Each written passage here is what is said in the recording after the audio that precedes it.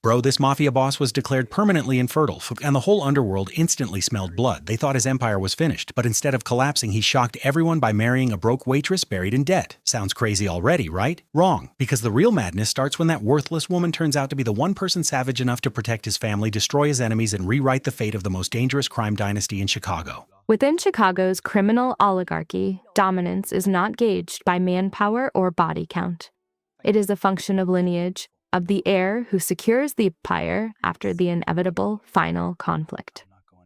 Without a successor, a leader is not a monarch, but a temporary steward, an entity on borrowed time. Conrad Valetti received this lesson 3 years prior when his trusted physician delivered a diagnosis that destabilized the Midwest's most formidable crime family. A poison administered by rivals during a supposed truce had not only threatened his life, it had eradicated something more fundamental. The subject was rendered permanently sterile, nullified. A man governing a billion-dollar portfolio of assets and illicit operations, now a biological terminus. In this environment, the term sterile is more lethal than a rival's ordnance, signaling a vulnerability the predators could scent. Communications began in shielded rooms and exclusive social clubs. Conrad Valetti's reign now had a terminal date, and every subordinate with ambition began assessing the power vacuum. However, biological diagnoses are irrelevant to fate, and destiny in Chicago exhibits a grim irony. Enter Reese Calloway, age 27, subsisting on consecutive shifts and caffeine at Serafina, a restaurant covertly controlled by Conrad's syndicate. She fit no archetype of a consort. She was submerged in $280,000 of medical debt inherited from her deceased mother, her footwear worn to the thinness of paper, and subjected to nightly degradation from a clientele who viewed her as animate service equipment. Her former partner, an investment banker named Grant Hartwell, terminated their relationship upon learning of her financial liabilities, labeling her damaged goods before disengaging completely. By all rational metrics, Reese Calloway's trajectory was one of quiet, systemic erosion, another casualty of an indifferent metropolis. Yet a variable was overlooked. The evening Conrad Valetti entered Serafina, he did not perceive damage. He observed a subject maintaining her posture in a hostile environment, absorbing psychological impacts without visible recoil, her comportment suggesting a final, non-negotiable asset. He did not require a decorative partner who would fracture under duress. He needed a specimen of survival, an individual who had already withstood the worst environmental stressors and remained intact.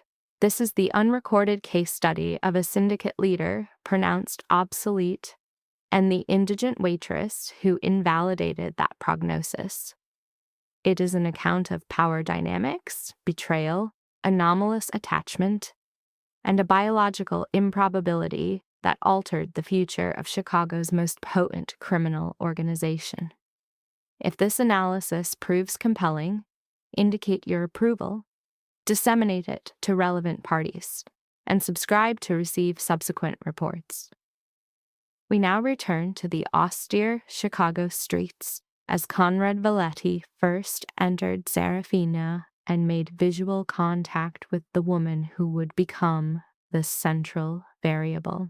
Conrad Valetti occupied the VIP table in Serafina's most secluded alcove, where illumination was minimal and a brick wall provided a defensive perimeter from the main dining area.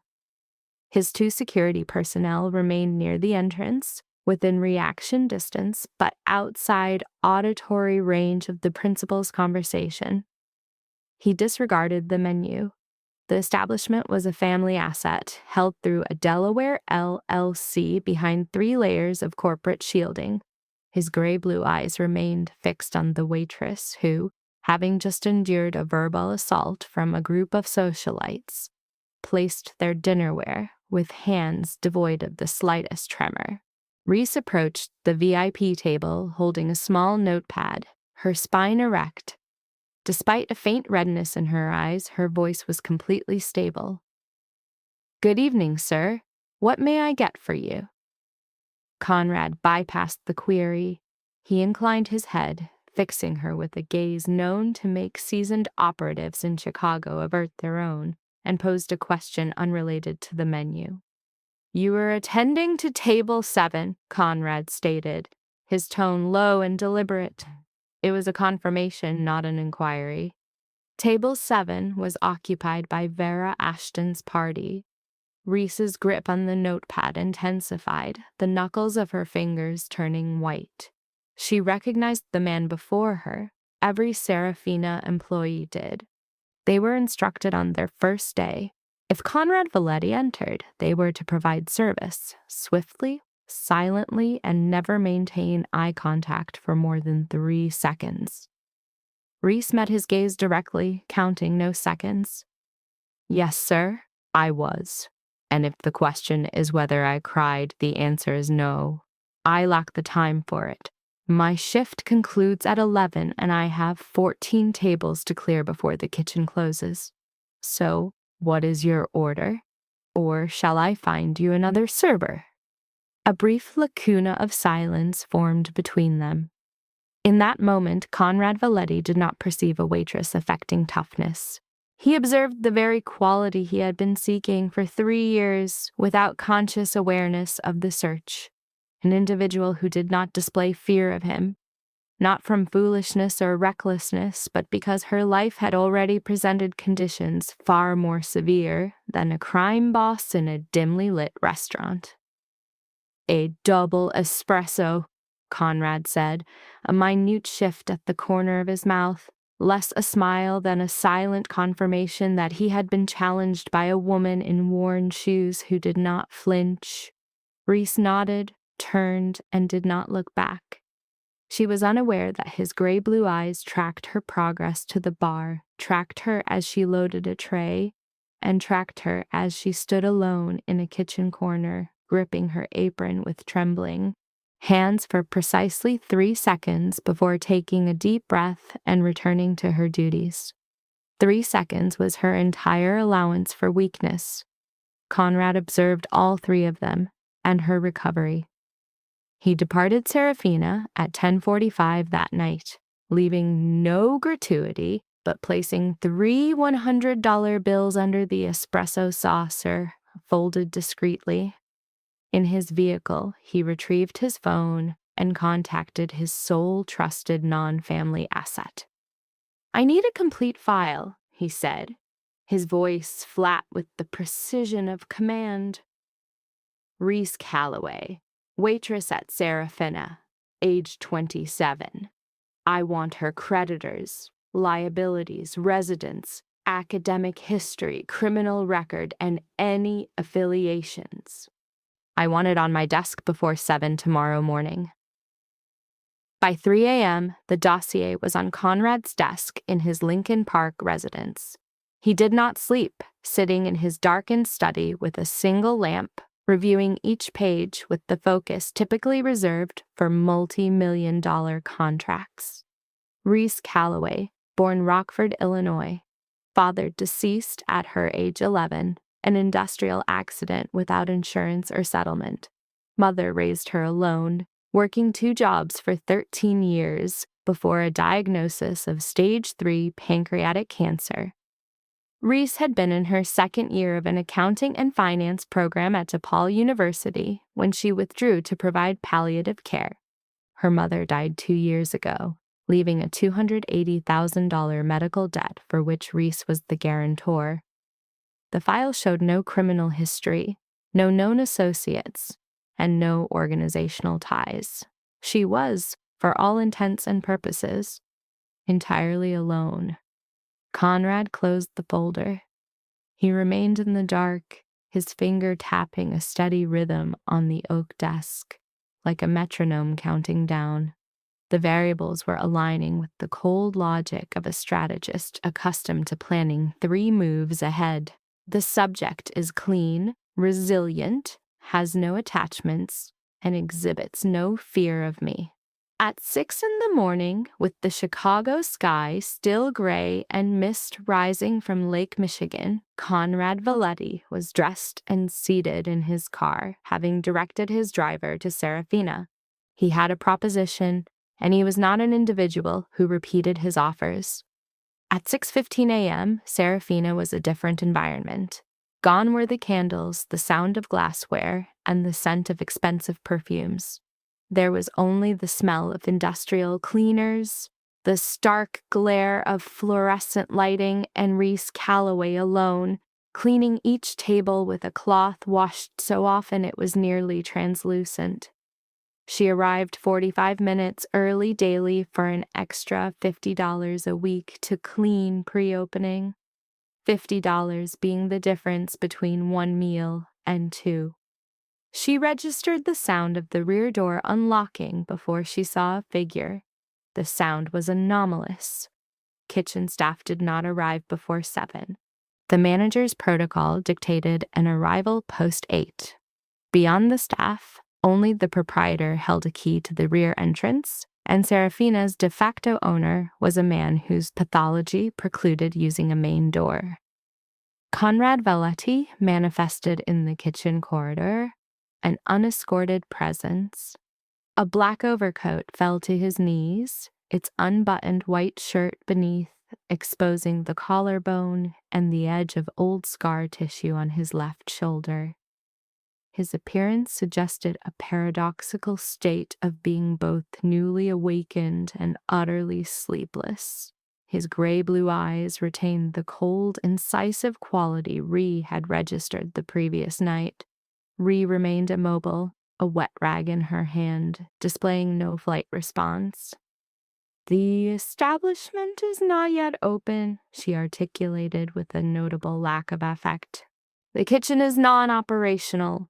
An espresso is possible, contingent on a 20-minute preheating cycle." Conrad forewent the offer to be seated. He maintained a proximity of approximately 3 paces, hands pocketed, his gaze fixed on her with an intensity that signaled a communication of singular importance. "My purpose is not coffee, Miss Calloway. I have a proposition, and as I lack a disposition for circumlocution, I will be direct." Redeposited the cloth on a nearby surface with deliberate slowness, her visual focus unbroken. "Proceed." Conrad commenced his discourse in the authoritative cadence of command.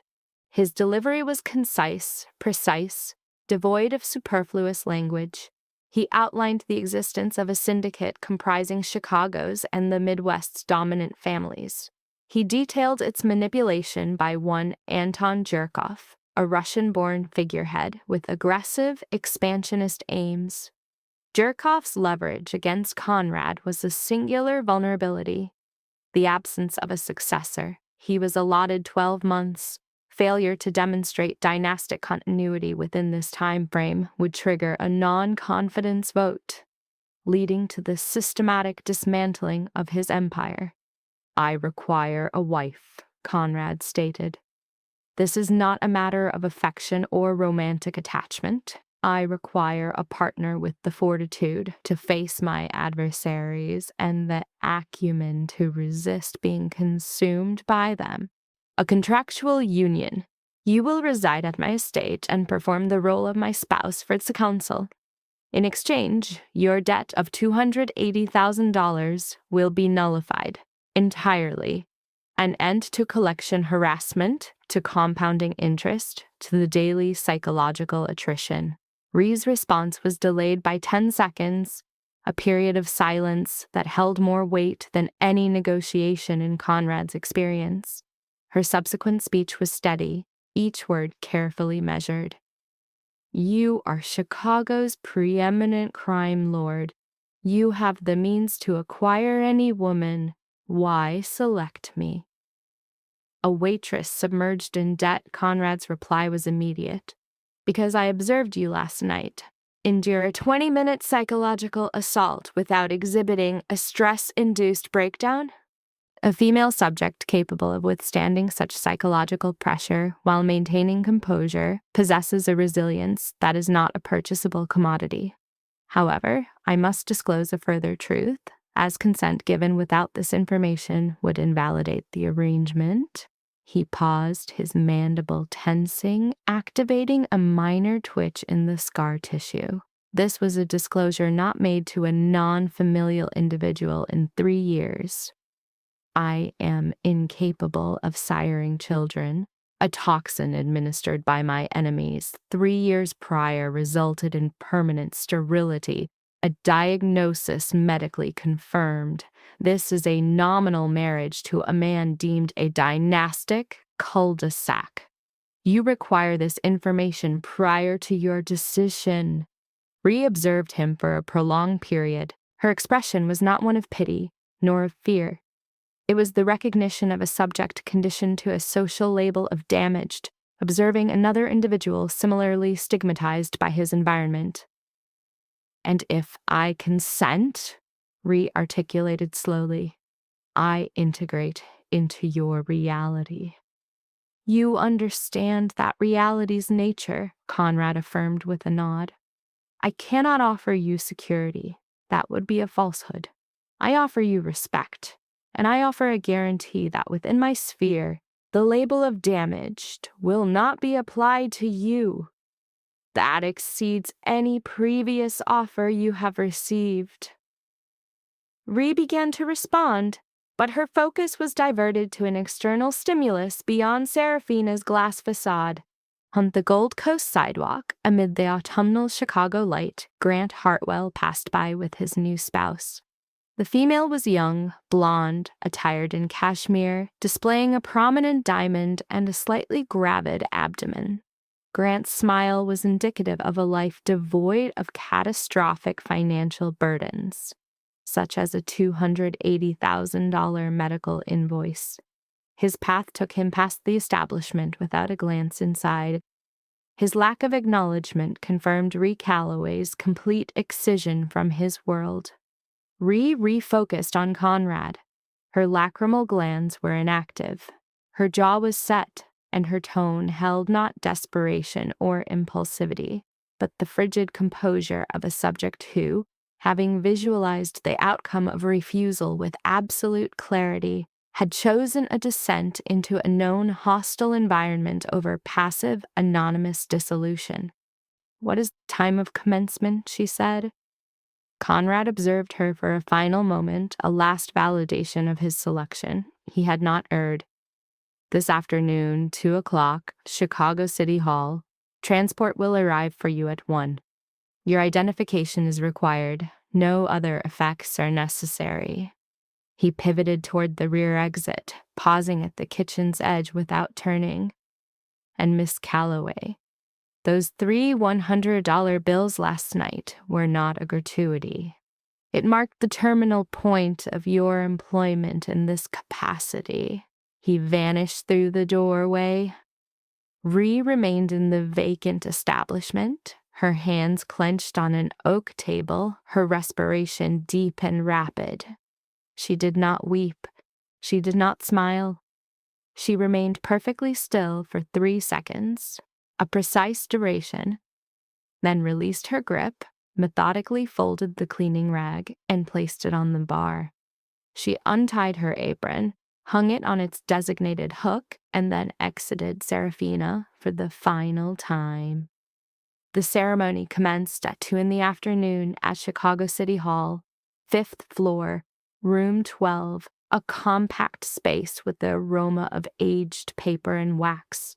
The event lacked all typical matrimonial decor. Attendees were limited to 2 males. Judge Raymond Kessler, whose diaphoresis betrayed his anxiety in Conrad's presence due to outstanding obligations, and Felix Valetti, Conrad's 28-year-old sibling, positioned against a wall, arms folded, his expression mirroring the frigidity of Lake Michigan in January.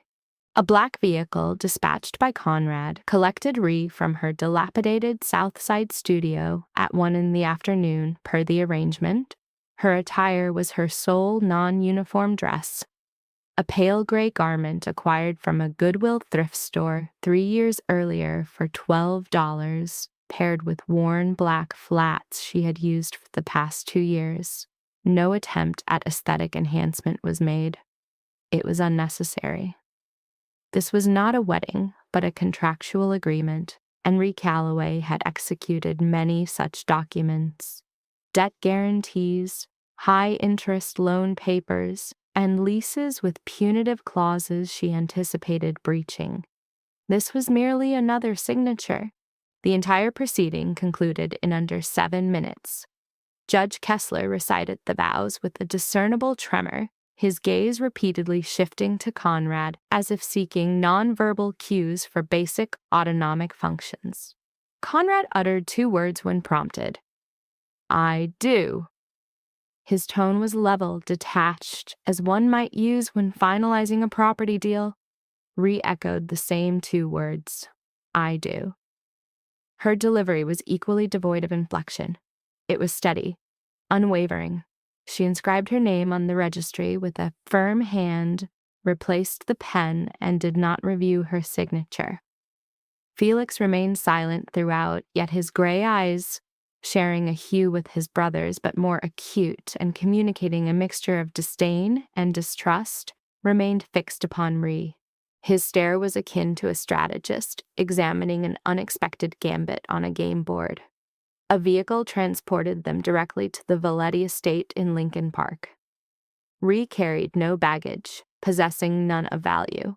Her Southside existence had been consolidated into a single fabric suitcase, which Conrad's operatives had already retrieved 2 hours prior, much like a scene is sanitized post-event. The estate was a 3-level limestone edifice from the 1920s, situated on a quiet street 2 blocks from Lake Michigan. Its exterior presented as a museum, grand, impressive, and devoid of vitality. Inside, this quality was mirrored. The main hall rose to a vaulted ceiling and crystal chandelier, but the atmosphere was cold and static like that of a disused sanctuary. The marble flooring was polished to a reflective sheen, yet it bore no footprints, no casually discarded footwear, no misaligned coat. It was a multi-million-dollar residence in which habitation was replaced by mere existence. Margaret Byrne, the 55-year-old housekeeper with a stern countenance but warm eyes, was the initial point of contact. She enveloped Rhee's hand in hers, murmuring, "Welcome home."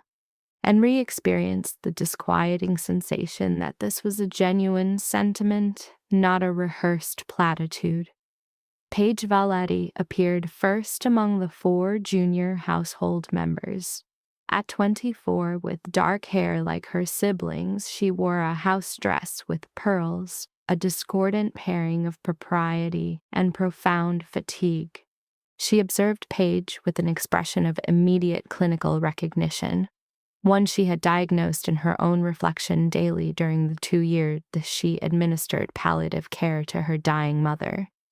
It was the look of a subject bearing a psychological load far exceeding their developmental stage, silently pleading for an intervention.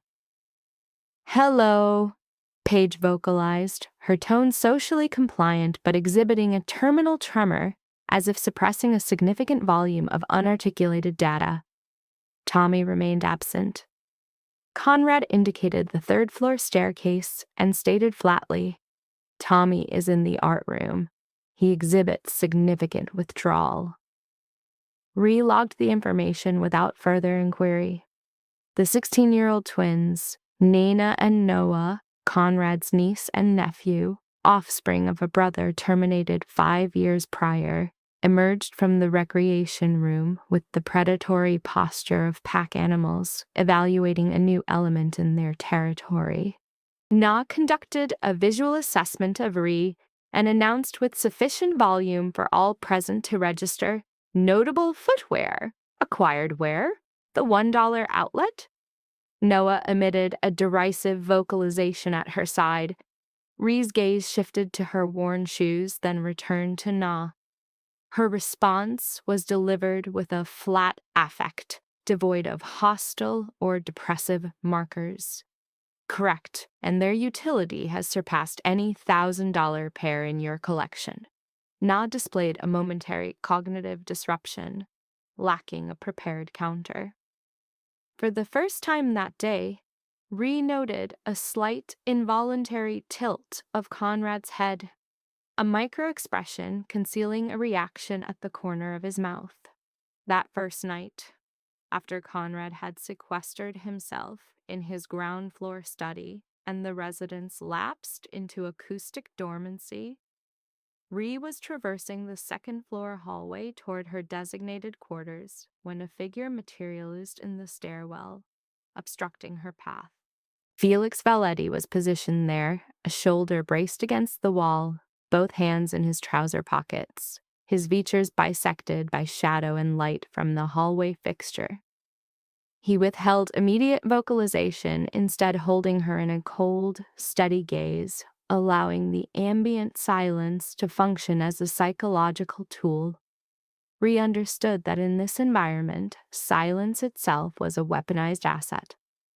"Listen closely," Felix initiated, his speech low and deliberate. "I am unconcerned with my brother's assessment of you. It is irrelevant. But I have observed dozens of individuals enter this house under various pretexts." He continued. "Every one of them was ejected. You are a contract, an agreement codified on paper. Do not conflate that status with familial integration." Ree maintained her position, showing no sign of retreat, though Felix possessed a significant height advantage and radiated the latent aggression of a man accustomed to resolving conflict through physical means. She met his gaze directly, and when she spoke, her voice showed no tremor, no sign of challenge. It contained only the inert, steely calm of a woman so accustomed to being labeled as damaged that nomenclature had lost its power to inflict harm. "I am conflating nothing, Felix. I am acutely aware of my function in this household, but I signed the document and I do not terminate agreements prematurely. You may resent me. You may scrutinize me. You may subject me to any test you devise, but I will be present tomorrow morning, and the morning after, and the one following that." She moved past him, her shoulder nearly making contact with his, and proceeded directly into her room. She secured the door, braced her back against the cold oak, and only then, for the first time since morning, did a tremor manifest in her hands. But she produced no tears.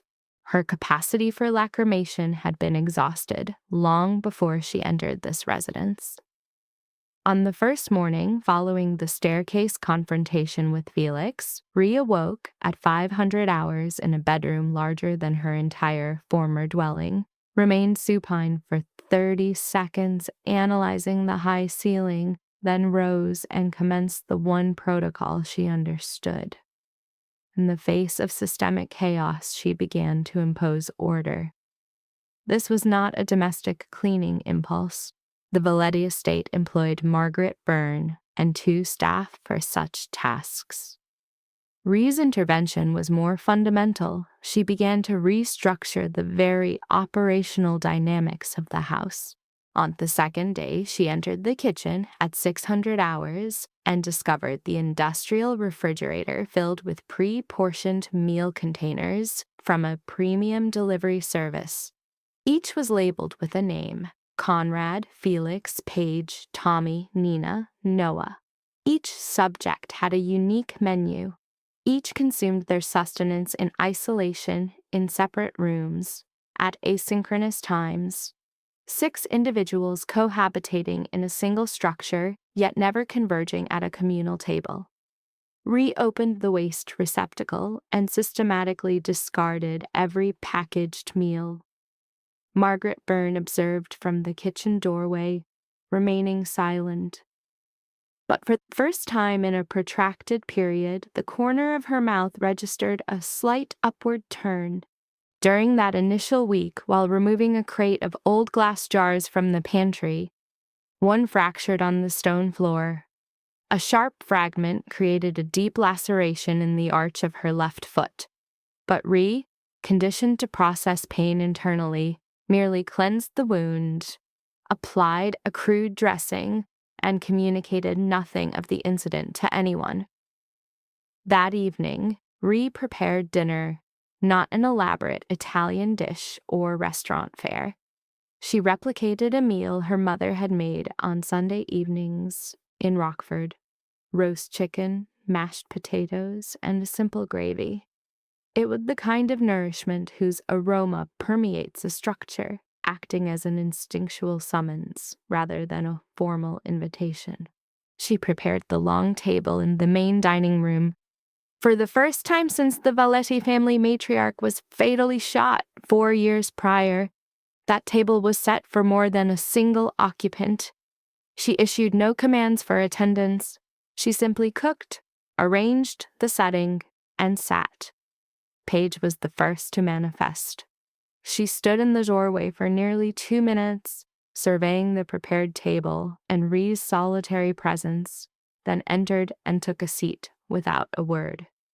Na and Noah appeared due to hunger, not social decorum, but they came, they sat, and they consumed the food. And for the first time in that dining room, there was the sound of multiple utensils making simultaneous contact with plates. Tommy did not descend. Conrad did not descend. Felix passed the dining room entrance, his gaze briefly falling upon the table before he continued on without comment. But Ree noted his gait slowed for precisely 2 beats before he vanished from view. On the 3rd day, the 4th, the 5th, Ree prepared the meal on schedule, set the table in the same configuration, and occupied the same seat. She exerted no coercion. She merely established a stable, welcoming environment and observed who would enter it. Paige entered first and most completely. By the 4th day, she was not merely sitting to eat. She was arriving in the kitchen early, standing beside Ree with her hands clasped, and inquiring in a voice so faint it seemed to anticipate rejection, "Can you show me the procedure for this sauce?" Ree transferred the wooden spoon to her, offering minimal verbal instruction beyond, "Observe this, agitate slowly, maintain a steady pace." And within the warm quiet of a kitchen scented with butter, garlic, and basil, Paige began to speak. Not of major events, but of small, shattered pieces, disjointed fragments from the psychological wall she had constructed over the last 4 years. My mother enjoyed cooking. I miss the aroma of the kitchen from that time. Since her death, this space has been dormant. Ree did not embrace her or offer verbal platitudes. She simply stood beside her, continuing the task, and listened. She understood that what a subject often requires is not linguistic comfort, only approximate, non-judgmental presence to bear witness. Tommy was the house's most profound enigma. At 19, he moved with a spectral quality, vocalized rarely, and seldom left the 3rd-floor art room. Ree did not knock on his door. She did not compel him to join the others. She simply deposited a serving of hot food outside his door each night on a tray provided by Margaret Byrne, with a neatly folded napkin beside it. On the 5th day, the tray outside Tommy's room was empty when Ree went to retrieve it the next morning. On the 7th day, she discovered an object at her customary seat at the dining table. A small, hand-sized pencil sketch of a wildflower emerging from a crack in a sidewalk. There was no signature or note, but Ree identified the artist. She picked up the small drawing, examined it for a prolonged moment, then folded it with care and placed it in her pocket, where it remained all day. On the 9th day, she found a second drawing, a sparrow on a windowsill. On the 12th day, a sunset over Lake Michigan. Tommy still had not spoken to her, but he was communicating through a different modality, and Ree was receiving every transmission with perfect clarity. Nah, and Noah required a longer conditioning period with significantly less complexity. Ree did not engage them in confrontation, scolding, or lecturing. She simply met every provocation with a calm humor against which their adolescent strategies were defenseless. When Noah confiscated her only pair of shoes and giggled from concealment, Ree entered the kitchen barefoot and cooked without comment. This non-reaction unsettled Noah to such a degree that he returned the shoes before dinner as a provocation without a response, yielded no psychological reward. When Na asked with a contemptuous tone, "Why are your clothes substandard? You are the wife of the principal," Ree responded, "Fine garments cannot roast a chicken," then slid the plate with the crispest piece toward Na. The girl consumed every bite, her hostile intent temporarily overridden by the satisfaction of a primary need. Felix was a different class of subject. Felix was not a child. He was a 28-year-old man with a history of lethal force who had witnessed his brother's near death 3 years prior and had sworn to prevent any unvetted individual from penetrating the family unit. He did not hide Ree's shoes. He engaged in a far more significant calculus of risk. A secondary background investigation on her was initiated through his private network. Daily inquiries were made to Margaret Byrne regarding any unauthorized reconnaissance by Ree in Conrad's study, any unsanctioned communications, or any contact with unknown persons. His presence at the dining table on the 6th day was not a concession. It was a shift to proximal observation. During the meal, he maintained the predatory focus of a wolf, analyzing his subject for any sign of exploitable weakness. Reese was aware. She understood Felix was awaiting a single behavioral anomaly, one misplaced query, one moment of avarice. This did not induce fear, as her only concealment was the collection of drawings from Tommy, which steadily accumulated in her pocket. In the 3rd week, Conrad traveled to Boston for a dominance hierarchy negotiation with an allied syndicate on the East Coast. It was a meeting whose strategic importance precluded delegation. His absence from the head of the table would have signaled weakness to rival factions, an implication that Conrad Valley was in retreat. 3 days, he informed Felix before entering the vehicle for O'Hare Airport. 3 days? Secure the perimeter. Isolate the assets. No ingress or egress until my return. Felix acknowledged the command. Conrad's gaze shifted to Ree, who was positioned in the kitchen doorway, lingering for 2 seconds beyond the norm. He then entered the car without a farewell, for in his reality, goodbyes were a cognitive indulgence for those who did not have to factor in the probability of non-return. The initial day unfolded without incident. Reese prepared meals. Paige assisted with kitchen duties. Na and Noah engaged in a dispute over a television program before sharing a meal at the same table. Tommy, meanwhile, deposited another drawing at Reese's setting. A cat asleep on a windowsill. Felix executed his security sweeps of the estate every 2 hours, verifying cameras, gate sentries, and door locks, while performing a clinical assessment of Ree with each encounter, his protocol unchanged. On the 2nd night, the operational integrity was compromised. At 23:43, Ree was seated at the kitchen table under the sole active luminaire in the residence, reviewing an old accounting ledger she had brought from the South Side. A self-regulatory ritual. All the children had retired to their quarters. Felix was located on the 1st floor in his room, adjacent to Conrad's study. where he slept with a firearm beneath his pillow, the only methodology for rest he knew.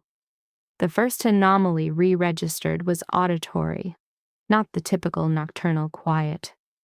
This silence was qualitatively different, a null state suggesting active sound suppression. Her attention was diverted from the ledger to the security monitor in the kitchen corner. The feed from the outer gate was displaying a static loop, not a system malfunction. A signal loss would have resulted in a blue screen. The video was active, but it was a repetition. The same view, the same foliage swaying in the same pattern, the same guard and the same static posture. An operative had infiltrated the security system and substituted a pre-recorded video feed. Reese suppressed any vocal distress signals. She did not flee. She experienced extreme tachycardia, audible to herself, yet her hands acted reflexively, bypassing conscious deliberation. Deactivating the kitchen light, she retrieved her phone and contacted Felix. When he responded a half-second later, her communication was a controlled, urgent vocalization. "The outer gate camera is on a loop. We have a security breach. Ascend to the upper level now." Felix did not request clarification. He had sufficient experience in this environment to understand that following a security system compromise, the subsequent 30 seconds would determine the outcome of the engagement. The sound of Felix's rapid ascent on the oak staircase resonated like thunder as Ree moved from the kitchen into the main hall. Then, an acoustic shockwave from fractured silica tore through the silence. The glass door of the first-floor sitting room, facing the rear garden, was breached from the exterior. The sound was potent and violent, not the product of a thrown object, but the clean fracture from a specialized entry device wielded by experienced operatives. Reese and Felix converged at the base of the stairs. In the low illumination from the hallway lamps, Reese observed the weapon in Felix's hand, and for the first time, his gaze had shifted from passive observation to active combat focus. "Hostile count?" Felix inquired, his voice stable, though with clear mandibular tension. "Unknown. All visual intel is dark. No contact with gate sentries. Could be 3, could be more." Internal illumination was activated from the direction of the rear garden. The sound of heavy footfalls on shattered glass confirmed the perimeter was fully compromised. They were inside. Reese turned and directed her gaze up the staircase. "Paige!" She emitted a calibrated vocal instruction, audible to the second floor but difficult to triangulate from the first. "Secure the safe room. Get Na and Noah inside. Now. Bring nothing, just go." The sounds of Paige mobilizing, the twins' bedroom door opening, Na's query, "What is it?" and Paige's hissed response, "Quiet. Follow me now," were audible. The safe room, a reinforced containment area Conrad had constructed, was at the end of the second-floor hall, locked from within with an oxygen supply for 6 individuals for 12 hours. Reese heard the steel door close and the locking mechanism engage. 3 assets secured, 2 remained exposed. Tommy. The realization triggered an immediate cognitive reevaluation in Reese's mind. Tommy was on the 3rd floor in the art room. The 19-year-old slept with noise-canceling headphones, his only method to prevent nightmares related to the night his mother was shot. He could hear nothing. He was unaware. Reese looked at Felix. Felix looked at Ree. In that instant, prior interpersonal conflict was rendered irrelevant. There were only 2 individuals performing a personnel accountability check and identifying a missing asset. "Tommy's on the 3rd floor, Ree stated. Felix began to move toward the stairs. "I'll go." "No." Reese restrained his arm. her tone so sharp it halted his motion. "Your function is to secure this choke point. If they reach the second floor, the only barrier between them and Paige and the twins is that safe room lock. You possess the sole ranged weapon. You hold the stairs. Deny all access. I will retrieve Tommy." Felix looked at her, and for the first time since he had confronted her on the stairs and labeled her mere ink on paper, his expression held not contempt, but something approaching fear. "Are you non compos mentis?" Felix growled, his voice low. "Those hostiles are armed. What assets do you possess?" "None." "I have Tommy, isolated and vulnerable," Ree countered. Her voice was no longer that of a waitress or a contract wife, but a precognitive, instinctual drive, older and more potent than any firearm. The voice of an individual exhibiting a willingness for self-sacrifice to protect her designated charge. "Hold the stairs, Felix." She turned and advanced into the hostile zone of the third floor, unarmed and unprotected, her bare feet on the cold wood and her heart experiencing extreme tachycardia. Below her, she heard Felix curse, followed by the mechanical sound of him preparing his firearm for discharge and directing its barrel toward the first-floor staircase, where the darkness was being infiltrated by the sound of unknown footfalls. The third floor was without light.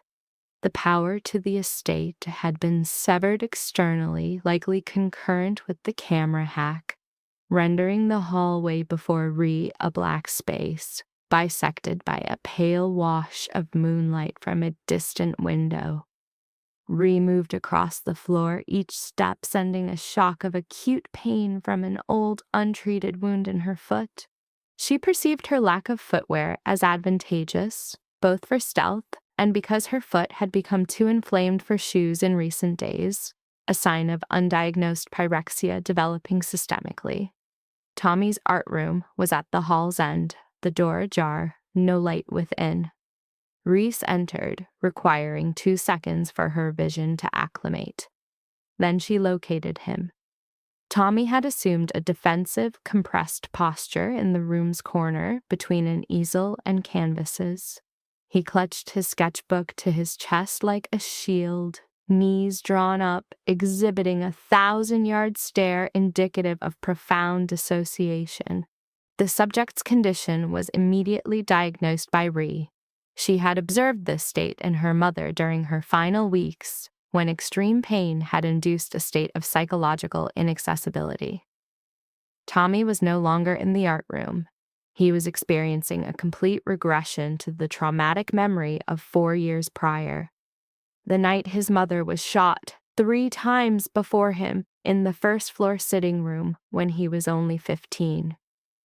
Tonight's acoustic trigger had locked him inside that moment of terror. He was frozen. Tommy. Ree adopted a non-threatening posture, kneeling before him. She employed a low, gentle vocal tone, though her heart pounded hard enough to feel as if it might rupture her chest wall. "Tommy, it's me. I require you to stand." Is my voice audible? There was no acknowledgement. His gaze passed directly through her, as if she were transparent. His grip on the sketchbook was so intense his knuckles were blanched. Tremors racked his body, unrelated to the ambient temperature. He was re-experiencing a trauma impervious to medication. Footfalls sounded on the third-floor landing, measured, heavy, and methodical, not Felix. Felix was securing the second-floor stairs, and Ree had registered 2 gunshots from below, signifying conflict. This confirmed one intruder had reached the second floor, meaning the individual now ascending was a second hostile who had used an alternate ingress point. Perhaps the East Service staircase Ree had noted during her initial week of cleaning. The steps ceased just outside the art room. Ree rose to her feet. Turning her back on Tommy, she faced the door. In that moment, her hand slid across the drawing table, past stacked canvases, and seized the first object it found. a stainless steel palette knife under 6 inches long, a tool Tommy used for canvas and paper. It felt impossibly insubstantial. It was not a weapon, but an implement for opening letters. Yet it was her only resource. Reese Calloway had survived 27 years with only her available resources, never more, and had never been defeated. The door burst inward. The man was large, clad in black, his face obscured by a mask, a silenced pistol in his grip. His eyes scanned the room, settling first on Tommy, the designated target, before locking on Ree, who stood between them. He canted his head, an expression of cognitive dissonance at finding a woman in sleepwear, armed with a paper knife, obstructing his objective instead of fleeing. Ree did not flee. She stood, barefoot on the cold floorboards, the negligible knife held in her right hand, and met the killer's gaze with the same eyes Grant Hartwell had classified as damaged goods, Vera Ashton as living furniture, and Chicago as inconsequential. Her voice when she spoke was steady. "To get to him, you must first go through me." The assassin raised his weapon, and precisely then a shot was fired, not from his position, but from the hallway behind him. Felix Veliti was positioned at the corridor's far end. His breathing labored. His shirt showed a bloodstain on the left shoulder, its origin unknown. Smoke still coiled from his pistol. His round had penetrated the killer's right shoulder an instant before the man could fire. The assailant collapsed, his handgun sliding away. Felix advanced, kicked the weapon clear, and then brought his full weight down on the man's back, pinning him while speaking into his phone. "Third floor is secure. I require immediate backup." Ree did not spare the downed killer a glance. She pivoted back to Tommy. He remained in the corner, still holding the sketchbook, but his eyes were different. He was no longer looking through her. He was observing her. And on his tear-streaked 19-year-old face was an expression Ree recognized, for she had sought it her entire life, yet never received it. Absolute trust. She knelt beside him, placed the paper knife down, and drew him into an embrace. Tommy remained silent, but his hands released the sketchbook and gripped Reese's arm like a lifeline. He began to weep with the silent, shuddering sobs of a 15-year-old boy in a 19-year-old's body, releasing 4 years of suppressed grief. In this household, no one had taught him that tears were not synonymous with weakness. 7 minutes later, the security backup materialized. 12 minutes later, federal agents on Conrad's payroll arrived, assumed command, and removed the assassin covertly. No reports were filed, as this was standard procedure in their world. Ree and Felix sat on the hallway floor, their backs to the wall, separated by inches. Tommy was curled in Ree's lap, his breathing now even in sleep, the sketchbook resting near the paper knife. Felix stared forward in prolonged silence, the blood on his shoulder now a dark crust. He finally turned to Ree. In the cold eyes that had scrutinized her for 2 weeks, that had reviewed her background twice, that had dismissed her as ink on paper and anticipated a mistake, for the first time, contempt and suspicion were absent. There was only the stark, unspoken acknowledgement from a man shaped by violence who had just witnessed a barefoot woman with a paper knife prepare to die for his brother. "You could have fled," Felix stated, his voice low and raspy. "You had no duty to remain. This is not your family."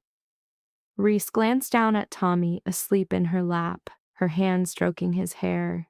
When she replied, her tone was calmer and more assured than any words she had ever uttered. "You are mistaken, Felix. This became my family the instant I entered this house." Felix offered no further comment. He remained still, then removed his black leather jacket, the one he wore like armor, the one Ree had never seen him take off, and draped it over her shoulders. In the world of the Mafia, a man placing his jacket on a woman's shoulders is not a courtesy, it is a declaration. She is now under my protection. Harming her is harming me. Ree cinched the jacket, Felix's warmth still clinging to the leather. For the first time since entering this house, she experienced a sense of belonging. Conrad received Felix's call at 12:17 in the morning in his Boston hotel room, and for 3 seconds, his world ceased to rotate. Those 3 seconds felt longer than the 3 years he had lived with an infertility diagnosis, longer than the night he spent on a hospital floor as poison coursed through him. Because for those 3 seconds he did not know if the occupants of his house were alive. Felix reported with the clean efficiency of men in their profession. An attack, 4 hostiles, system compromised, gate guards neutralized. Tommy was the objective. The situation was contained. No fatalities. Backup was on site. Conrad asked no more questions. He disconnected, was dressed in 40 seconds, reached the garage in 2 minutes, and accelerated the black Maserati out of Boston at 123 miles per hour, heading west on Interstate 90 toward Chicago. A 6-hour drive. He made no stops for fuel or water.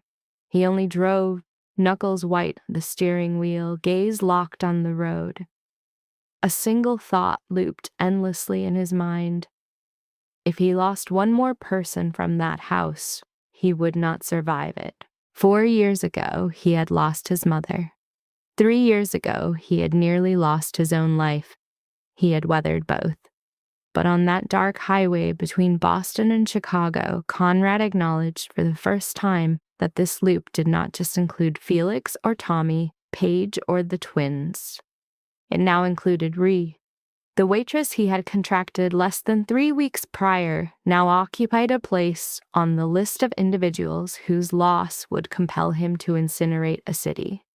He did not know when this change had occurred. At 6:15 in the morning, the Maserati stopped before the gates of the Lincoln Park estate. Conrad emerged into the sharp cold of a Chicago dawn. He first noticed the shattered door of the sitting room was already boarded over with plywood, a clean repair done overnight. There were no police vehicles, no crime tape, no indication that 10 hours prior this had been a combat zone. In Conrad Valletti's world, battlefields were sanitized before dawn. He passed through the front door into a quiet that was not the inert silence Felix had described, but the warm stillness of a sleeping house. The main sitting room, where glass had shattered and bullets had flown, was now lit by a small rebuilt fire. On the long charcoal sofa, Reese was sleeping upright, her back in the corner and her head tilted aside. Tommy was curled on the sofa, his head resting in her lap, his expression more serene than Conrad could recall. Paige was asleep at the sofa's end on a blanket pile, one hand gripping Tommy's shirt, as if fearing he might vanish. Tommy's sketchbook lay on the floor next to a small paper knife. Conrad stared at the knife, not understanding its presence until he heard movement. Felix sat in a chair near the foyer, a gun on his lap, dark circles under his eyes from an all-night vigil. He rose as Conrad entered, and the two brothers regarded one another in silence. Felix then delivered his report, his voice low and uninflected, a clinical recitation of battlefield events. He detailed the compromised cameras, the auditory shock of shattering glass, and how Ree's reaction preceded his own. He noted her directive to move Paige to the safe room, her command for him to hold the stairs, and her solitary, barefooted advance to the 3rd floor in darkness. Felix paused, and when he resumed, his vocal tone altered. It was no longer a report. It was the voice of a subject struggling to articulate an anomalous event. She stood before Tommy with a letter opener, Felix stated, his gaze fixed not on Conrad but on the sleeping form of Ree on the sofa. The aggressor possessed a silenced firearm.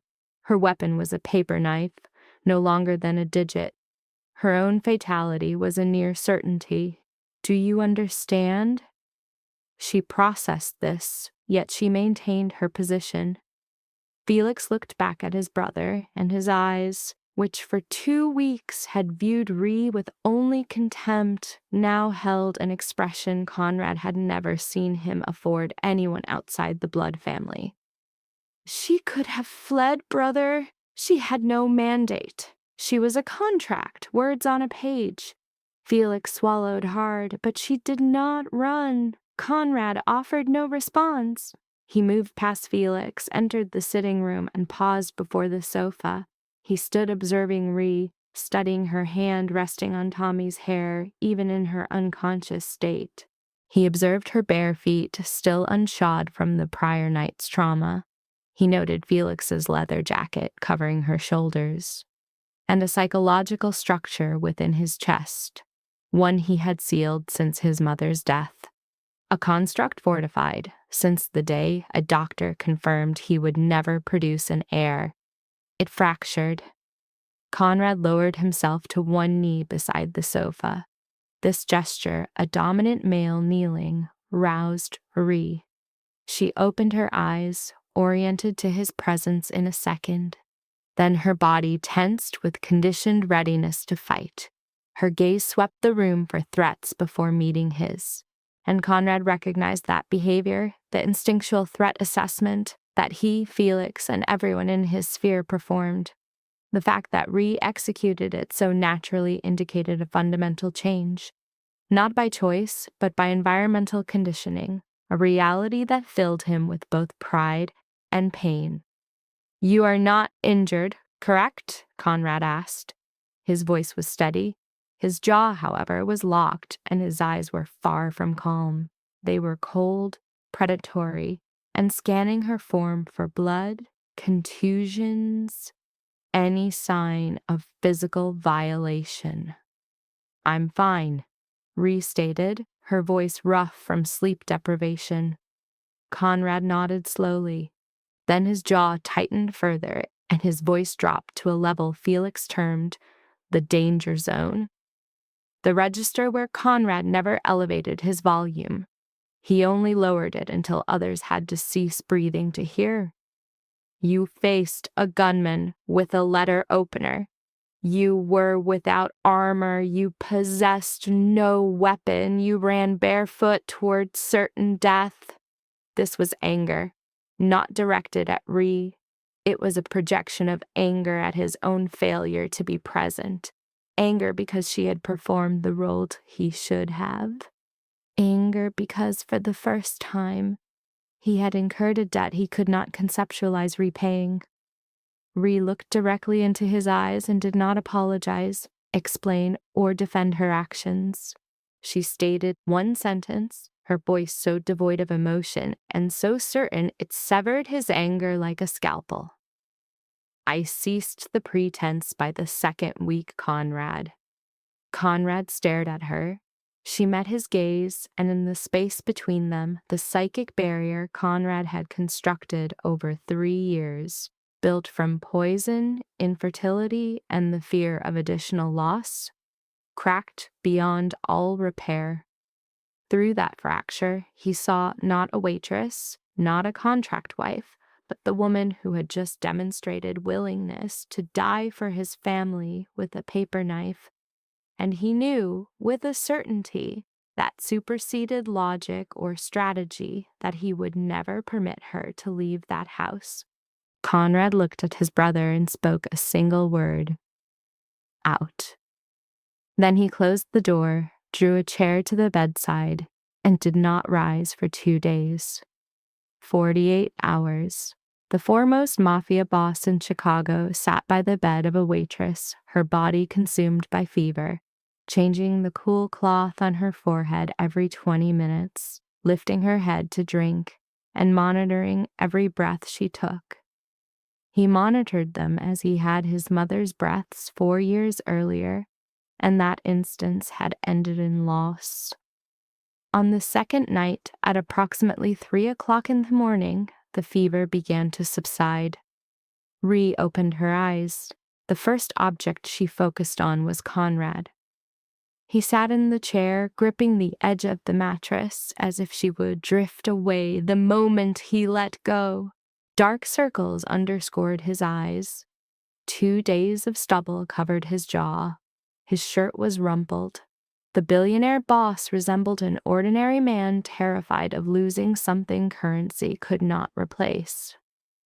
"Conrad," Ree whispered, her voice hoarse. He lifted his head, and the relief on his face was so potent it was nearly violent. The relief of a man granted a last-minute stay of execution. He leaned toward her, hands still clenched on the mattress.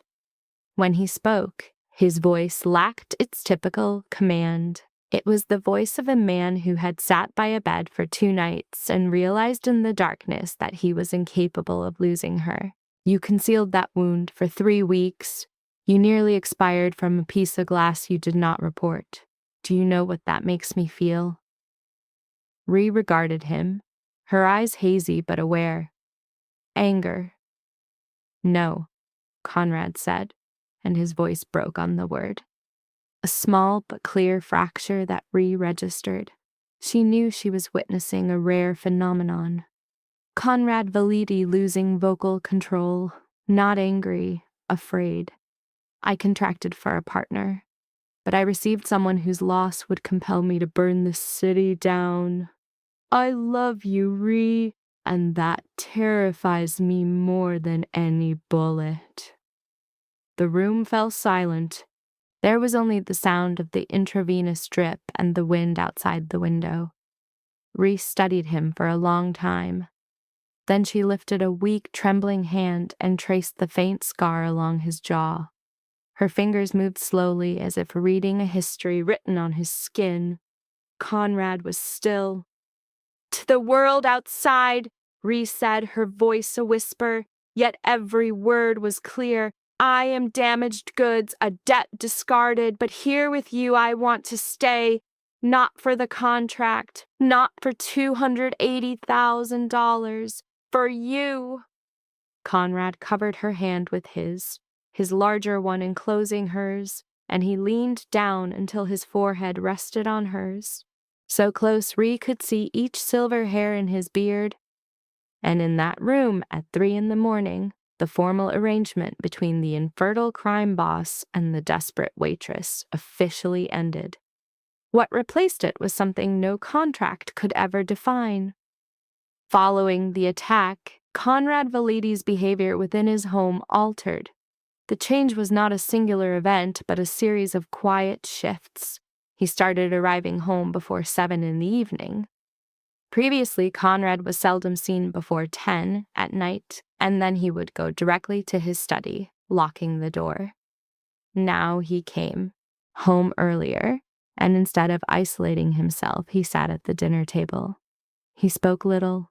He just sat there, eating Ree's cooking, listening to Paige, and observing Nina and Noah.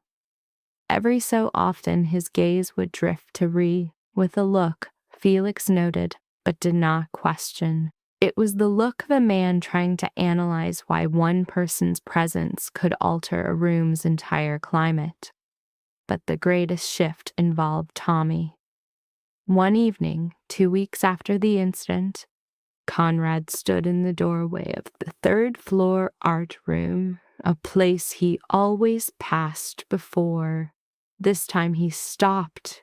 The subject, Tommy, demonstrated dissociative behavior, utilizing headphones to create an auditory buffer from his environment. His brother, Conrad, breached this self-imposed isolation, initiating the first substantive verbal exchange since their matriarch's death with a direct query. Tommy, after a significant pause indicating internal conflict, revealed his work. The canvas depicted a female figure poised between darkness and light, a clear allegorical representation of a maternal figure. The painting's iconography was self-evident. After a prolonged analysis, Conrad offered a brief, positive assessment. In response, Tommy, a subject exhibiting symptoms of selective mutism for 4 years, produced a complete defensive sentence stating, "Ree did not abandon me." The subject's delusion centered on a past event of perceived loyalty, equating Ree's actions with a maternal protective instinct absent since his mother's death. Conrad's response was nonverbal, employing tactile reassurance before resuming a silent 20-minute observation of his brother's sublimation activity. This interaction represented their most significant communication in 4 years. 5 months following Reese's formal union at Chicago City Hall, her public persona had undergone a radical reconstruction. Entering the Palmer house, her previous identity as a waitress was unrecognizable to the assembly. Her attire was a calculated uniform of severe elegance, a black below-the-knee dress with a boat neckline. She wore no adornments, save for the platinum wedding band Conrad had procured for her 2 months prior, an act motivated by personal volition rather than contractual obligation. The black heels chosen by her confidant Paige were mastered through a week of private conditioning exercises to eliminate any physical display of uncertainty. Her hairstyle exposed a rigid jawline, and her eyes, once indicative of suppressed distress 5 months earlier, now projected the cold luminescence of Lake Michigan in January. Conrad, positioned at her right, displayed his own somatic marker, a prominent facial scar, as a symbol of his identity rather than a flaw. Felix occupied the position at Reese's left, a nonverbal declaration of his role as her primary protector, a choice he made autonomously, a fact not lost on the observers. Paige followed, her posture and placid expression at 24 years old, mirroring the composure of an individual conditioned since childhood in high-stakes negotiations among violent men. This was the Valetti family's first unified appearance before the council in the 4 years since the assassination of their matriarch, a display of solidarity that superseded any verbal pronouncement. The meeting occurred in an oak-paneled chamber at the Palmer House, a historical locus of power where territories were arbitrated by Prohibition-era crime bosses. This ritual of power brokering had persisted, merely altering its superficial presentation. 14 individuals, representing 7 dominant families controlling regional enterprises, were present.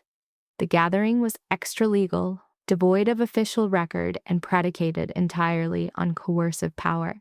Upon entering, Reese's immediate focus was Vera Ashton. Vera, seated among the council members' spouses due to her husband's federal judge Harrison Ashton's complicit role in the organization, was a figure from Ree's past. Vera was engaged in conversation when her gaze met Ree's at the doorway. Her physiological reaction was instantaneous. A tremor caused her to drop a champagne glass, the sound of its shattering punctuating the sudden quiet. Vera's expression was one of profound shock, as if confronting a revenant. Indeed, the woman before her bore no psychological trace of the subordinate individual Vera had once demeaned as breathing furniture. Reese withheld any reaction, her focus already shifted past this now impotent antagonist. Her gaze locked on the head of the table, where a second stimulus induced a micro-expression of tension in her jaw, which she immediately suppressed. Grant Hartwell was seated in the auxiliary row, adjacent to a man with the cold demeanor of a predator, Antonov. Grant's presentation was immaculate, consistent with his appearance on the day he had psychologically assaulted her with the label, damaged goods. Yet clinical signs of decline were visible, periorbital fatigue and a gauntness of the jaw. When their eyes met, Reese registered an emotional state absent 5 months prior, a potent mixture of regret and acute envy. The pathology of a man who recognizes the immense value of what he'd discarded. She disengaged her focus from him within a second. She assumed the seat beside Conrad at the table's south end, a position of power that had remained vacant for 4 years. The meeting commenced with procedural rituals for which Conrad had extensively prepared her. Following reports on territory and finances, Antonov Jerkov rose. His presence altered the room's atmosphere, introducing a palpable tension. Jerkov's speech was fluent, marked by a Russian accent, his delivery slow and deliberate, the vocal pattern of a predator assured of his dominance. He declared his intent to challenge the Valetti family's standing within the council. Jerkov's argument was structured as a two-pronged assault. First, he cited Conrad Valetti's lack of an heir as a destabilizing factor for the entire organization, framing a childless dynasty as a terminal one.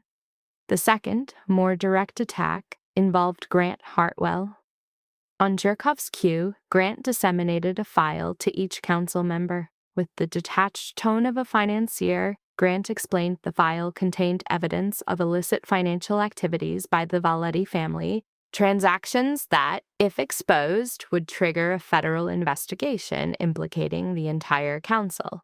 The proposed resolution was for the council to seize Valetti assets, placing their territory under a temporary management that was, in effect, a complete hostile takeover by Jerkov.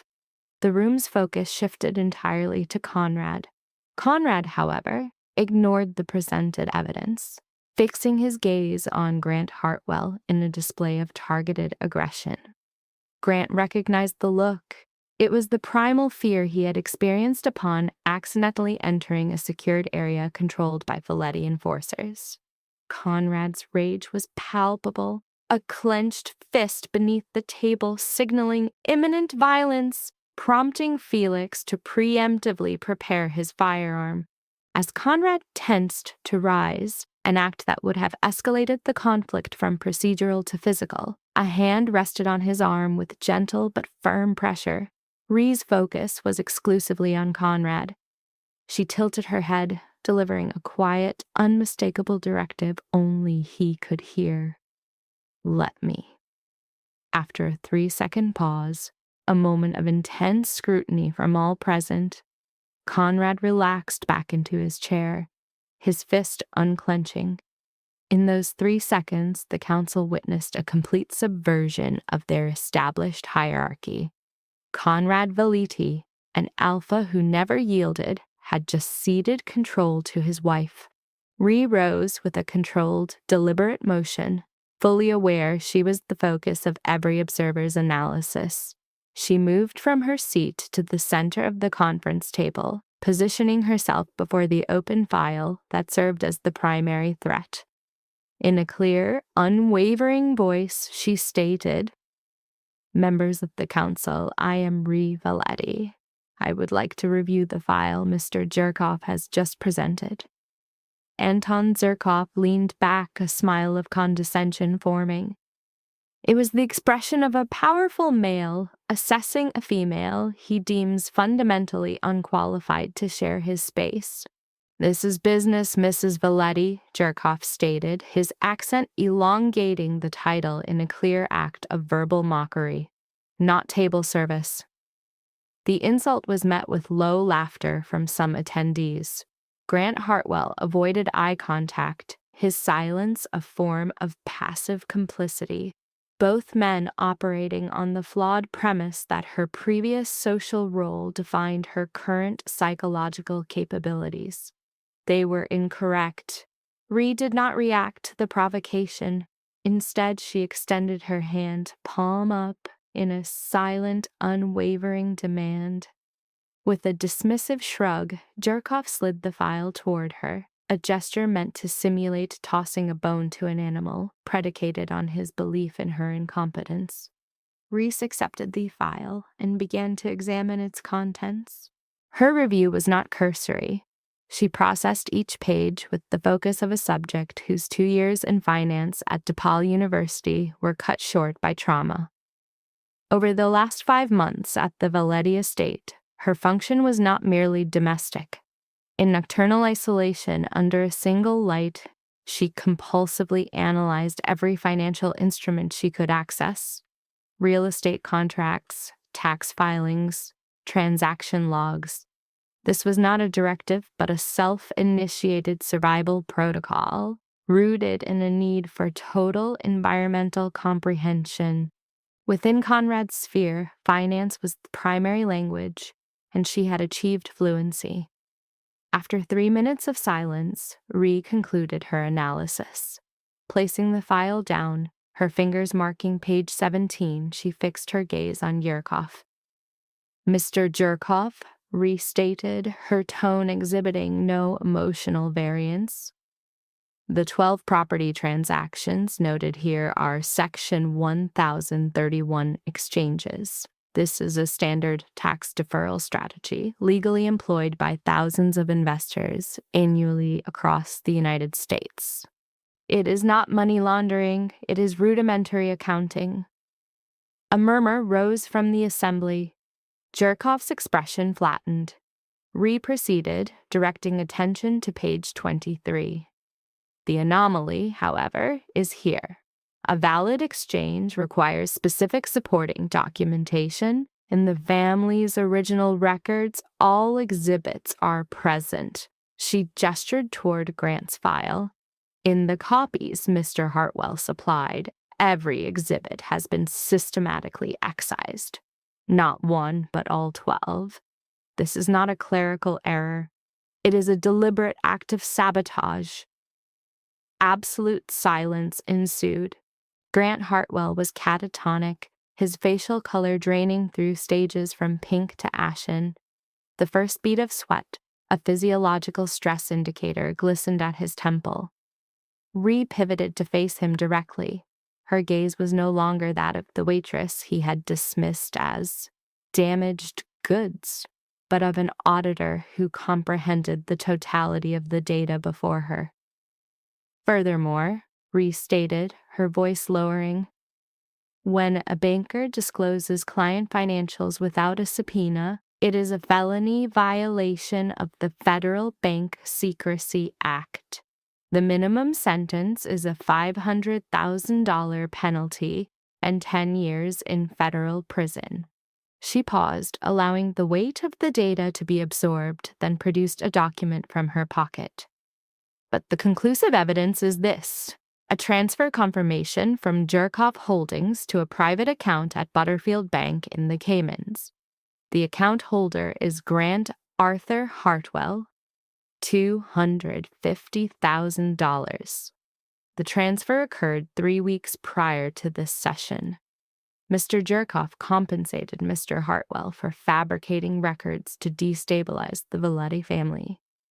Should the council require a vote of confidence, I propose we first vote on submitting this evidence to the FBI." The quiet in the room was now absolute.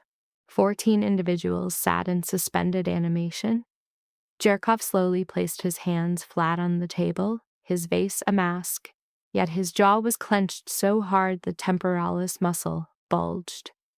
His eyes, for the first time, held a clinical assessment of Ree, devoid of contempt. Grant Hartwell shot up, his chair scraping the marble, his mouth agape, but emitting no sound, for no words could alter his trajectory now.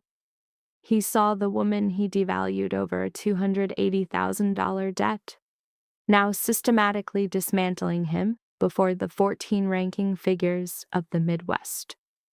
Wordless, he collected his briefcase and exited, the door clicking shut like a coffin lid. Across the table, Felix Valetti, who had initially labeled Ree a liability, leaned in, his voice resonating clearly. Let me clarify for any subject who remains confused. This is my sister-in-law. To touch her, you must first go through me." Then Conrad rose. A man of few words, his actions were his statement. He placed a hand on Rhee's waist, drawing her to his side before the council, and met Jerkov's gaze. His own gray-blue eyes showed not rage, but a far more clinical state. Absolute certainty. "She is my wife. She is Valetti. She is—" Does any other subject wish to test this? None did. The vote was nullified. Jerkov departed 10 minutes later without a word. And Rhee Calloway, the subject once labeled damaged goods, exited the Palmer House Hotel into the March sun, flanked by Conrad, Felix, and Paige, her case study becoming an immediate legend in the Chicago underworld. In the ensuing months, the Valetti family did not merely stabilize, it initiated a growth phase unseen in a decade. Rhee joined Conrad's financial counsel, not as a spouse, but as a strategic partner. In 3 months, she rebuilt the family's cash flow model with an accountant's precision and the risk tolerance of one with nothing left to lose. She presented a proposal that initially caused Conrad to hesitate. A systematic migration of assets from quasi-legal ventures to legitimate holdings, acquiring commercial properties through sanitized subsidiaries. This was a strategic repositioning of the Valetti brand from shadow to light. Not for moral reasons, but for tactical advantage. A legal enterprise offers no pretext for federal investigation or council interference. Conrad observed a week of silence before issuing a 2-word directive. Do it. This was the only authorization she required. By June, legitimate real estate income exceeded illicit revenue for the first time in the family's recorded history. In July, Conrad annexed territory in southern Indiana without a single act of violence. With legitimized finances, negotiation proved a more effective tool than coercion. Felix exhibited the most profound behavioral modification. The vigilant outsider became an insider, sharing morning coffee with Rhee at the kitchen table. Their communication was concise, the practical lexicon of individuals who eschewed superfluous language. Felix began to solicit Rhee's analysis on security, then personnel, and finally overarching strategy. When a subordinate displayed insubordination toward Rhee at a June meeting, Felix resolved the issue in 45 seconds with a finality that was never discussed again, but never forgotten. He was no longer just Conrad's enforcer. He was the enforcer for the Valetti family unit, of which Rhee was now a core component. Paige submitted her application to the School of the Art Institute of Chicago for fashion design in early June. A 3-year ambition she had suppressed, as the family's focus since her mother's death had been on daily survival, not future planning. It was Rhee who discovered the sketchbook Paige had concealed, who validated her work, stating, "You display significant talent." It was Rhee who signed the tuition check from funds Conrad placed in her name, money she rarely accessed. Having acclimated to a life without it, she had no framework for spending it on herself. But she had a framework for investing in Paige. Tommy's case was a quiet breakthrough. His verbal communication remained limited, his locus of activity the third-floor art room, but his paintings showed a marked thematic shift. In the months before Rhee's arrival, the subject's palette was dominated by dark hues, his imagery blurred and solitary. His art became a diagnostic barometer. Canvases, once muted, now displayed chromatic shifts, warm yellows from kitchen lights, soft reds from the hearth, pale blues of the Chicago sky seen from a third-floor window. Critically, he began rendering defined human forms, abandoning his typical blurred figures. Paige laughing, Felix with his coffee, Nana and Noah in conflict on the sofa. At the nucleus of nearly every piece was Rhee, a constant, the system's anchor. His social withdrawal receded. He began joining them for meals, first 3 times a week, then 5, then daily. Vocalizations started, brief but sufficient. Each sentence was a new component in the psychic reconstruction of a self shattered by trauma. The 16-year-old twins, Na and Noah, who, 3 months prior, exhibited hostility, now competed for physical proximity to her during evening viewings. And Na, the female adolescent with the sharpest verbalizations, progressed from calling Ree nothing to using her name, and finally to the familial term, sister. That small shift in nomenclature held more psychological weight than any treaty signed at the Palmer house. A period of perceived stability followed, and equilibrium sustained until August. It was disrupted by an olfactory trigger. Ree, who had used espresso as a stimulant since she was 18, a fuel source for survival, developed a sudden, violent aversion to it. The aroma of coffee, a stimulus she associated with reliability, became intolerable. One morning in early August, as Margaret Byrne brewed the first pot, the scent caused a visceral gastric reaction, forcing Ree to the bathroom to dry heave. She initially rationalized the symptom as exhaustion from 14-hour workdays on investment files. She employed palliative measures, hydration, a modified diet, and dismissed it, but the condition persisted. On the 3rd day, the emetic response reoccurred. On the 5th, she experienced vertigo when standing. By the 7th day, the scent of roasting meat, a routine stimulus, forced her to retreat to the balcony for 10 minutes. A latent fear began to surface, a cold, familiar dread, known only to those who have witnessed a parent die of a progressive illness. Her cognition spiraled into paranoid ideation about the night of the attack, the glass that cut her foot, the concealed 3-week infection. She considered the possibility of a delayed action toxin. She concealed it, her default coping mechanism forged over 27 years of self-reliance. Her primary instinct when injured was to mask all vulnerability. But Conrad Valetti was an individual who did not miss details. He registered the absence of coffee that morning. He noted her increased distance from the grill. He observed the subtle narrowing of her eyes each time she stood, a micro-expression indicating a struggle against dizziness.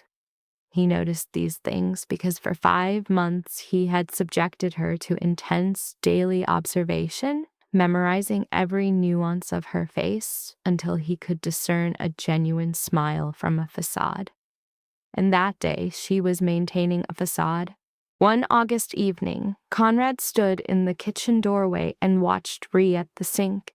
He confronted her directly, his method never being circuitous. "What are you hiding from me?" Reese froze, the water still running. "Nothing."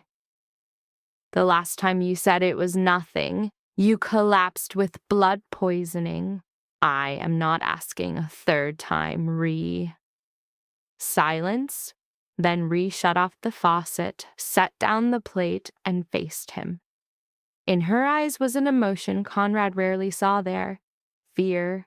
"I'm nauseous every morning. I can't tolerate the smell of coffee. I'm dizzy. I don't know what it is, but this is how it began with my mother."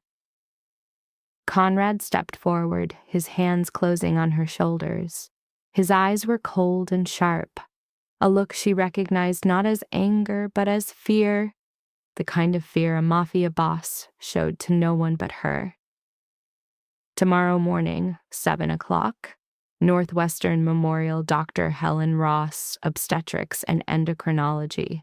The best in this city. I don't want Stanton. I don't want the family physician. I want the best." Ree started to ask what obstetrics had to do with it, but she was too exhausted to argue. When Conrad Valetti gave an order in that voice, even she knew not to contest it. At 7:12 in the morning, on the 4th floor of Northwestern Memorial Hospital, Dr. Helen Ross's office was at the end of the East Corridor overlooking Lake Michigan. Ree sat on the examination table, her hands clenched in her lap, focusing on the gray-blue water outside to regulate her own pounding heartbeat. Conrad sat in a chair to her right, his posture rigid, his face impassive. His knuckles were white where he gripped the chair's arms. Ree knew that beneath the controlled exterior he was afraid. She knew because over the last 8 months she had learned to read this man's subtle signals. And she knew Conrad Valetti tightened his hands only when bracing for a negative outcome. Dr. Helen Ross entered with the test results. At 52, with short, salt and pepper hair and intelligent eyes behind rimless glasses, she possessed the bearing of a professional with 30 years of experience, unimpressed by anyone, not even a mafia boss.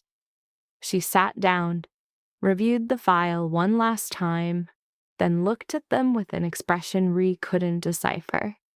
It wasn't worry, but it wasn't routine.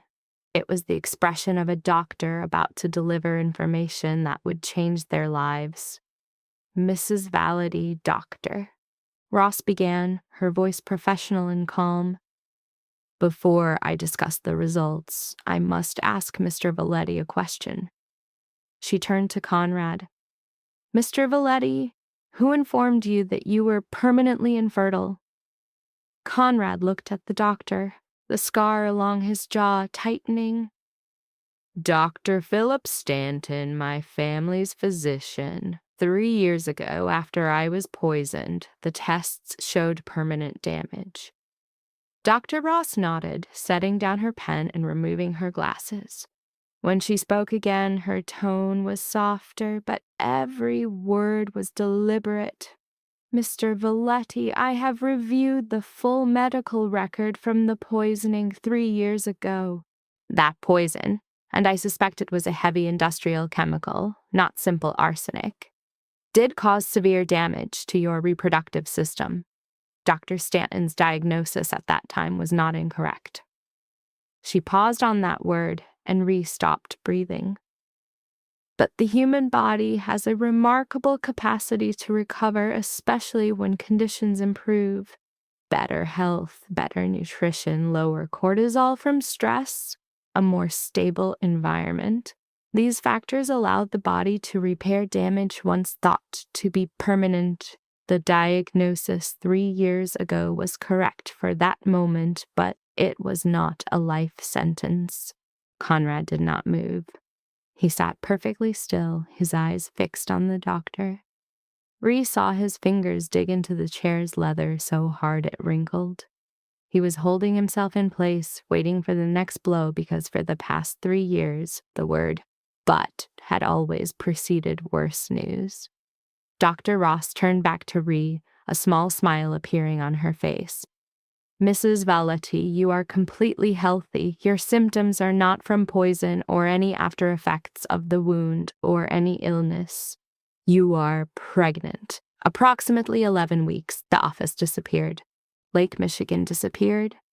The white lights, the antiseptic smell, the sound of equipment, it all vanished.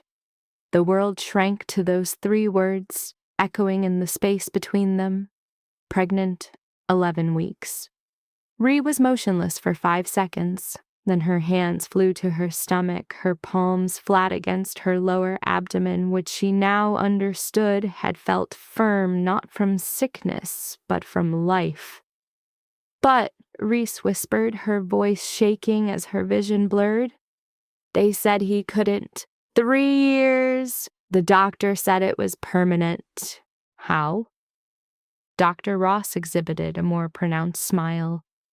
I have been engaged in this practice for 30 years, Mrs. Valetti.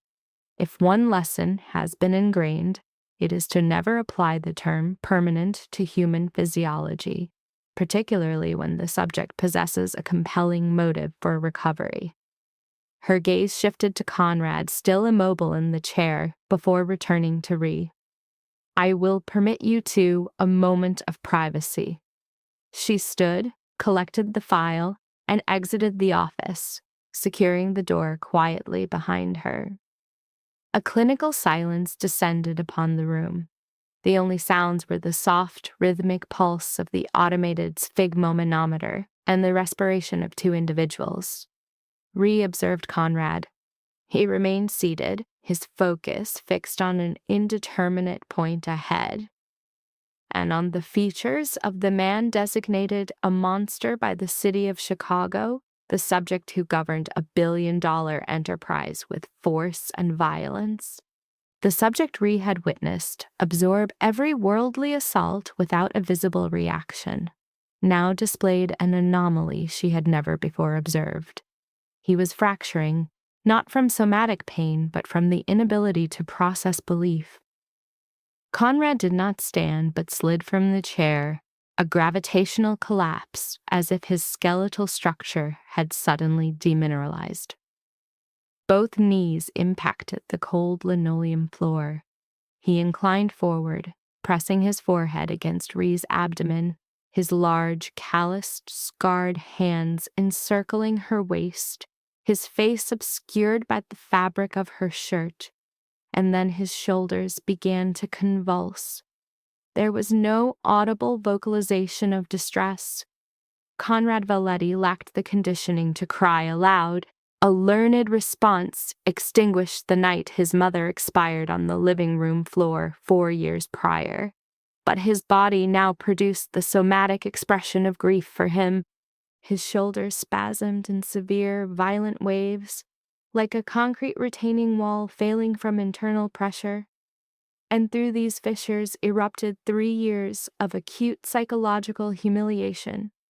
3 years of being labeled a biological cul-de-sac.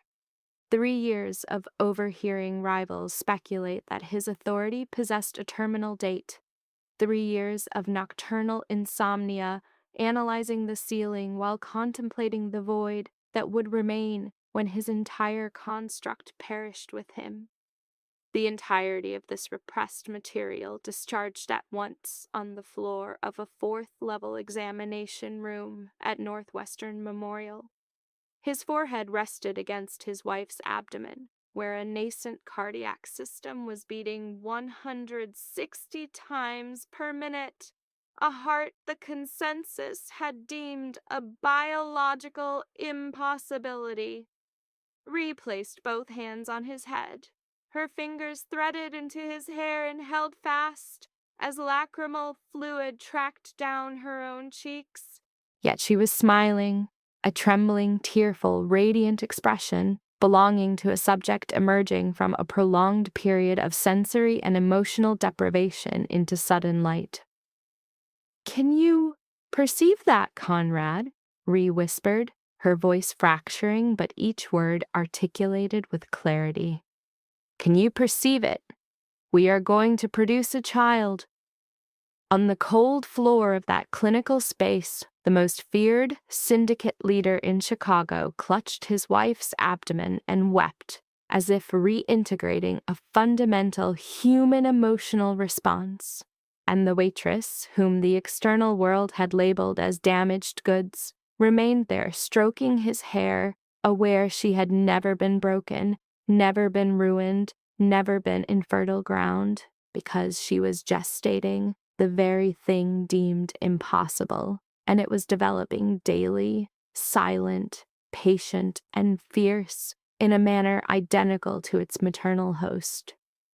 In the spring of the subsequent year, when the cherry trees lining Lake Michigan's shore bloomed in veneers of white, and the Chicago atmosphere transmitted warmth instead of cold for the first time in 6 months, Ree delivered a healthy male infant at Northwestern Memorial Hospital, the same facility where 6 months prior she had occupied an examination table and received the 3 words that altered all variables.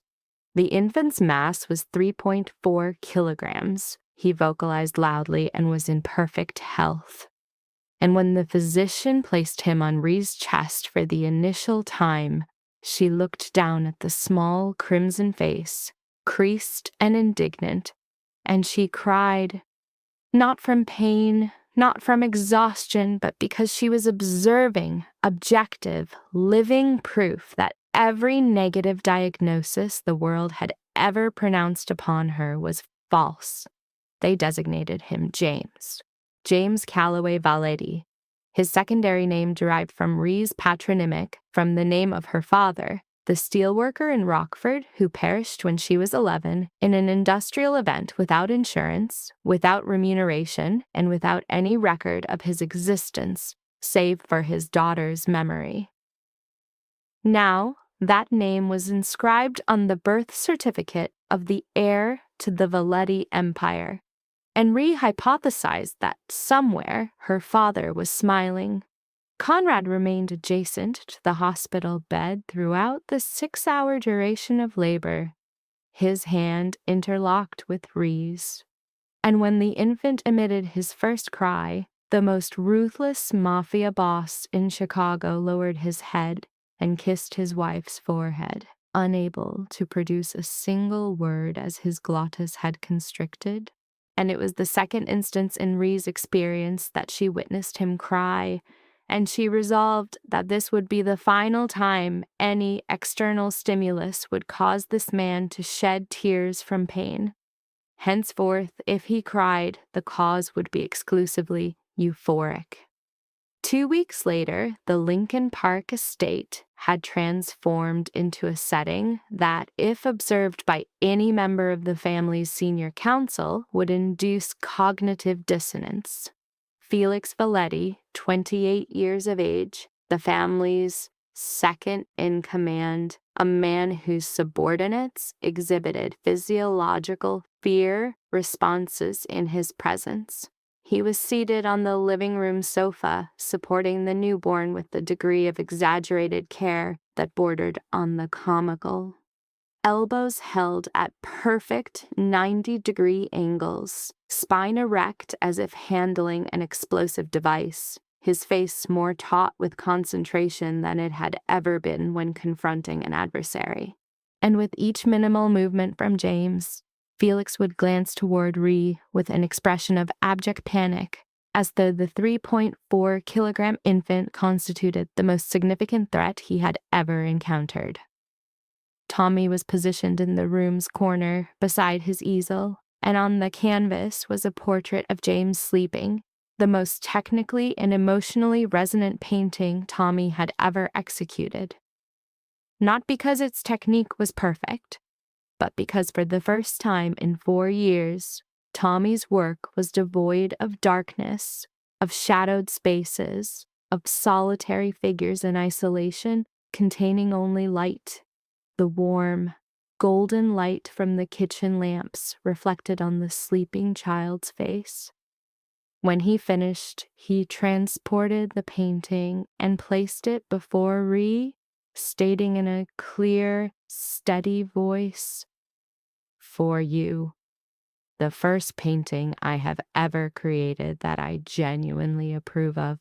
And Noah contested for the privilege of holding James until Margaret Byrne was forced to implement a schedule analogous to a hospital's shift rotation. Noah was allotted 30 minutes, then the other received 30 minutes. And the 16-year-old twins, who had previously concealed Rhee's shoes and designated her dollar store trash, now addressed her as Sister Rhee and referred to James as our baby, with the naive and total possessiveness characteristic of juveniles. Paige presented James with his first garment, assembled by hand, stitch by stitch, from soft white cotton with pale blue accents. The initial creation of a first-year fashion design student at the School of the Art Institute of Chicago, and when Rhee dressed James in it, Paige cried, not from sorrow, but because the last time she had witnessed an infant in a hand-sewn garment in that house was when her own mother was alive. And now that psychological loop had been closed.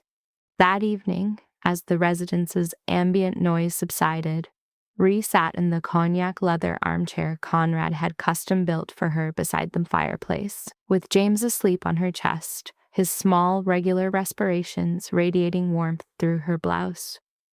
The fire in the hearth emitted soft, crackling sounds, and Conrad stood by the window, his back against the oak frame, observing the room's interior.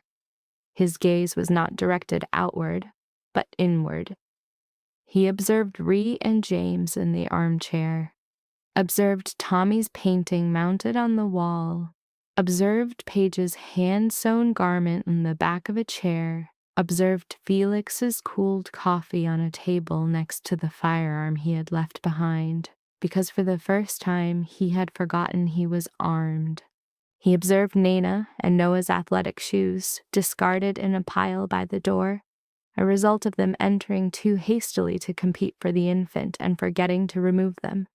He observed all of it, all these small, disorderly, imperfect, noisy indicators of life, and he concluded that precisely this was the state of being he had 3 years prior believed he would never attain. Not an empire, not territory, not capital, but a domicile, with shoes discarded by the door and the scent of infant formula commingled with oil paint and cold coffee. A family unit. She was not damaged goods. She had never been damaged goods. She was Ree Valetti, mother to the infant James and the central emotional nexus of the Valetti Six, the quiet matriarch of the Valetti Empire, the woman who had entered this house in worn footwear with an empty psyche and converted it into a home, not with currency, not with authority, but with the one asset no one could purchase or seize, a psyche that refused to submit. And deep within the estate's first-floor study, inside the 300-kilogram steel safe, to which only Conrad knew the combination, alongside 3 handguns, 2 fraudulent passports, and $750,000 in contingency funds, lay a small, folded piece of yellowing paper. It was the server's receipt from Serafina from that October night a year before. The first night, Conrad Valetti had passed through those doors and observed a waitress maintaining her composure among predators without faltering. On the reverse of the receipt, inscribed in Conrad's firm, right-slanting script, was a single observation. She did not break. I have located her. The narrative of Ree and Conrad was not a fairy tale. The subject's history was devoid of folklore constructs, no messianic figures, no idyllic resolutions. It was characterized by acute environmental stressors, indebtedness, violence, physiological trauma, and institutional neglect. However, it held one element absent from myth: empirical data.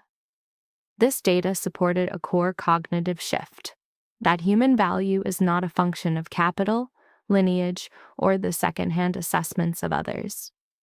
Value was instead quantified by resilience following total system collapse, by the treatment of subordinates, and by the capacity for attachment despite deep-seated conditioning of unworthiness.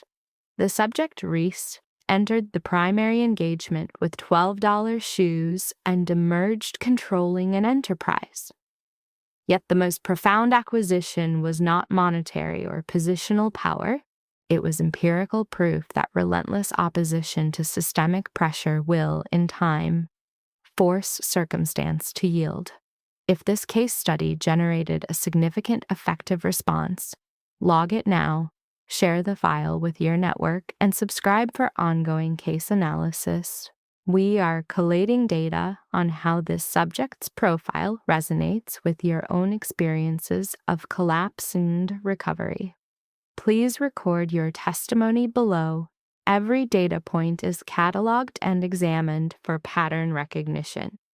We acknowledge that optimal human functioning correlates with good health, emotional equilibrium, and peace. Thank you for your attention. This session is concluded. Await the next transmission.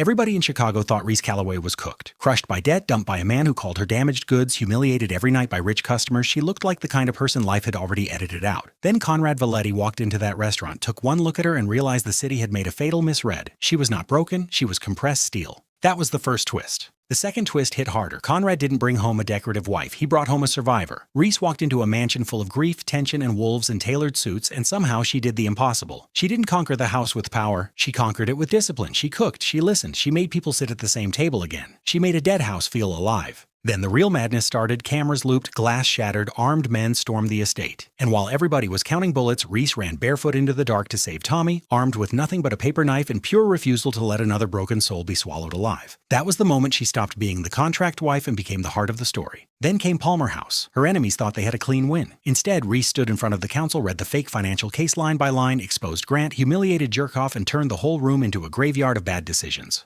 Lesson. The world loves calling resilient people finished too early, but pressure reveals rank. Some people collapse, others become unforgettable.